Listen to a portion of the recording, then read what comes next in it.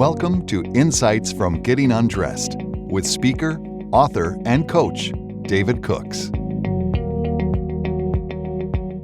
I'm David Cooks, and welcome to Insights from Getting Undressed, where we get to speak with readers from across the country and get their insights from reading my book, Getting Undressed from Paralysis to Purpose. Our guest today is Joshua Peach from Easton, Massachusetts. Welcome to the program, Joshua. Thank you, David. Happy to be here. Honored to be asked to talk to you here. All right.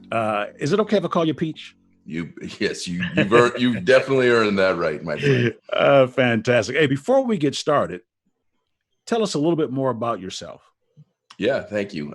So I'm a founder of Be Awesome, and Be Awesome was originally designed to be a book like what you've done. Be Awesome, The Essential Elements to Kicking Ass is the title. And I was doing public speaking, keynotes, general sessions, a lot of the things like you do. Schedule got really busy quick. Started doing a podcast, doing a whole bunch of other things to try to help spread the good word and share people's stories around the country. And so I was it was a speaking and professional development company. And the book is very slow in writing. I probably need some guidance from you for that aspect. But yeah, we're going into our second full year now. I'm also an evangelist for a software company, Dude Solutions, that was a startup. I'm one of the first employees that's still there 16 years later. So I do a lot of public speaking and support for them as well. And live in Easton with my fiance and two kids, 13 and 2. So I got them spread out just right. When one's graduated from college and doing all that stuff, my other one will be going into like third grade. So. Oh, that's fantastic. You didn't mention any of your farming skills. I think you have some roosters or something. Yeah.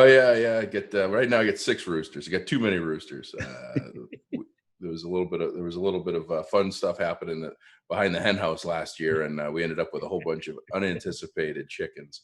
But yeah, we've got chickens, roosters, goats, dogs, a cat. As a matter of fact, my 150-pound South African Borbal is at my feet snoring right now. So you might hear something that sounds like cutting wood, but that's my dog. So yeah, Wow. got a whole herd. We got a litter box trained lop-eared lion-headed rabbit that walks around the house too. It's pretty cool. Wow. Yeah.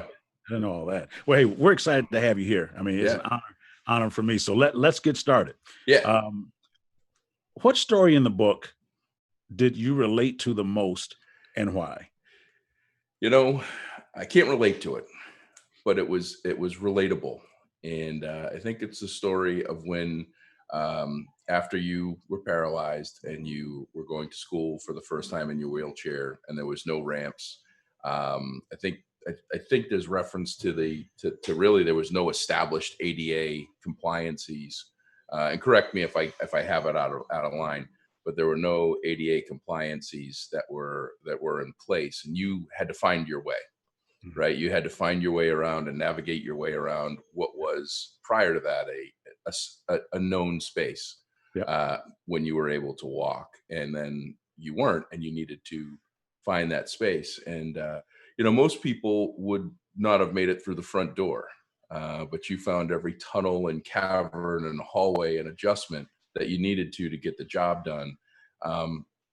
And that's one of the things that I've always tried to position myself with as much as possible, is to find the path, figure out that way to get to where you need to get to. And so when I was reading that, I was inspired at the fact that you went to those lengths that you went to. But I was also sitting there and trying to put myself into some life stories where the path that I once had that was comfortable became very uncomfortable, and I had to adjust. So that was kind of the one that really struck me, strangely struck me, because reading your book, you can take a couple different avenues.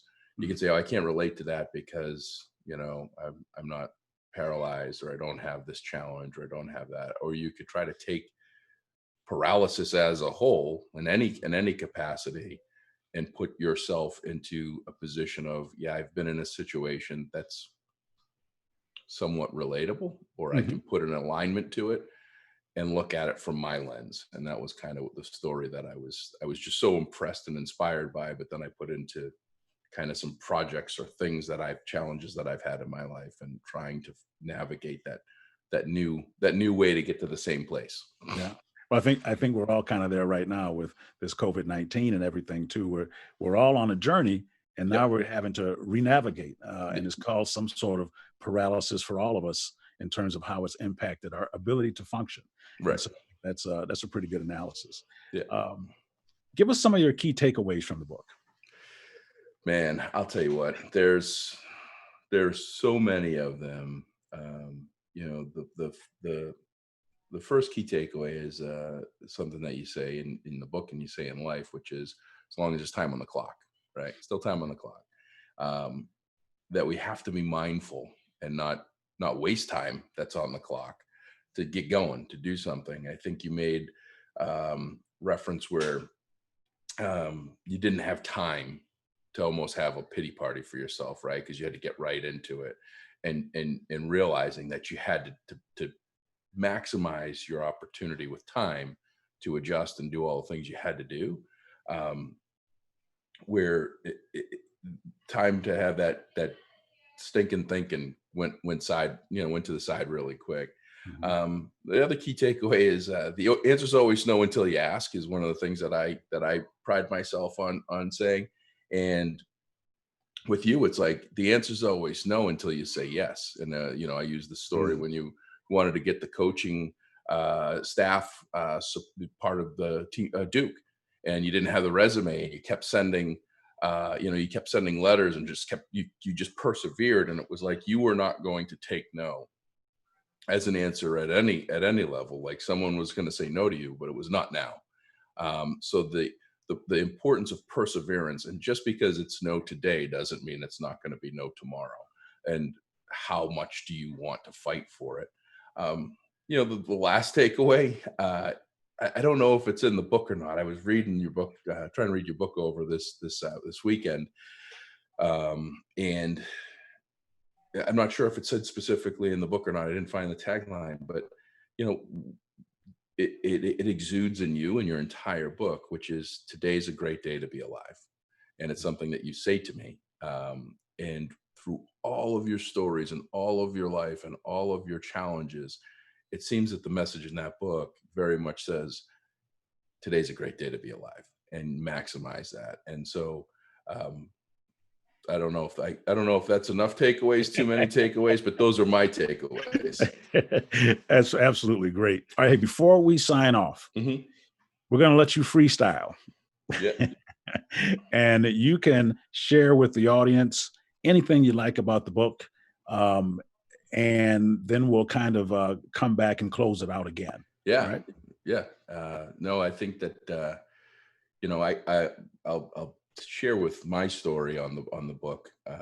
You and I met through LinkedIn, never met each other, didn't know anybody. I didn't realize that you were paralyzed or had gone through any of the challenges. I knew you were a coach. I knew you were an educator. I knew you were a whole bunch of things by your LinkedIn. And then your book came out, and I said, well, I gotta buy it to support. I try to buy and support anybody that I'm connected to that's doing something admirable and that I'd like to do. And I buy your book, and I didn't even I looked at the title, but still didn't put one and one together. And I remember being on the slow boat riding in Nantucket for a meeting, which is 2.5 hours. And I brought the book with me, and I pulled it open, and I started to read it. And I was just sitting here going, wow, this is amazing. What an amazing story. What an incredible human. All these things that I had no idea, that you just put right out there. And the difference and the impact that it made for me immediately was one of just absolute amazement, right? Because all these things, and I don't want to use the word able bodied, but all Mhm. of the things that I saw of you from a distance and LinkedIn and other areas, I envisioned an able-bodied human being, right? Yep. Yep. Basketball coach in a wheelchair. It's not something you would put just, I would say, stupid thinking by my part, that's not something that I would relate to, but it added so much to you as how I thought of things. And then I looked at you and I'm like, this guy is just an amazing human, wheelchair, no wheelchair. He's a great human. And his mindset, regardless of paralysis or not paralysis, is the mindset that others should strive to have, look to others to have, and to be like in their mind. I want to share the quote that I really like, which is chapter 4, which is perseverance.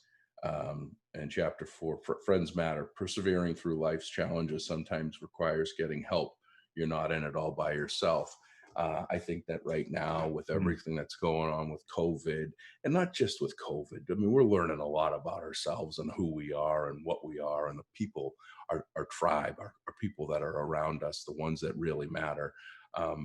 It's really important, not just now during COVID, but post-COVID, to really make sure you have the right people around you, and that you have that circle of trust of folks that you can go to for help, guidance, a shoulder to cry on, or something in between. But we're all in this thing together. We're not all in the same boat. Everybody's talking about it. There's people way off, better off than me, and way worse off than me. But we're all in this challenge together, and we should all treat each other as such, and with respect and kindness. So, I think the world of you. I give you I think I give you the greatest support that I could ever give you, because you've given so much to me. So I encourage everybody in the world.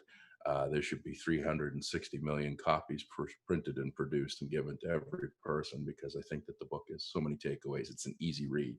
I'm not a big reader, so it's an easy read. I think you even gave me a free bookmark, and 203 pages. You can rip through it. Big letters too. It's like a nice size font. So there's my freestyle. It's funny. Hey, and let me tell you, I appreciate you. I was going to go back to your quote because we didn't get to that. Yep. And, thank you for keeping us on task. And that quote is a great quote, because we all, like you say, we all have to work together to get this thing done. There's probably 100 of them. And I'll be honest with you, this morning I said, I'm going to open up to a page, and if there's one of the quotes that I had a hard time choosing which one, but I just opened to the random page, and that was the page, and I read it, and I was like, I don't know what kind of sign it was, but it was a sign good enough for me to decide to use that one. And I think it's more fitting. I think that's probably the most fitting for the situation and environment that we're in, and the situation and environment that we're going to be in. A lot of people have these unknowns. What's known is lots of us didn't think we were going to make it yesterday, and we're here. So we got a tomorrow to look forward to. So absolutely, we got to keep our heads about ourselves and take care of one another. Well, Peach, I'm just grateful that you were able to join us today. I remember when you did contact me, and you were riding on that boat, and you had yellow stickies, and you had Post-it notes all over the book, and stuff underlined, and it was crazy to me. And we were able to meet at a Starbucks in Madison, Wisconsin. And the rest is history. So I'm grateful for your support. Thank you for being here today. We'll have more insights from Getting Undressed next time. Remember this: whatever life throws at you, or whatever life throws your way, your ability to endure it is always greater than your willingness to endure it. You can make it. You can order your copy of Getting Undressed from Paralysis to Purpose at davidcookspeaks.com or on amazon.com. Special thanks to Joshua Peach for sharing his insights from Getting Undressed.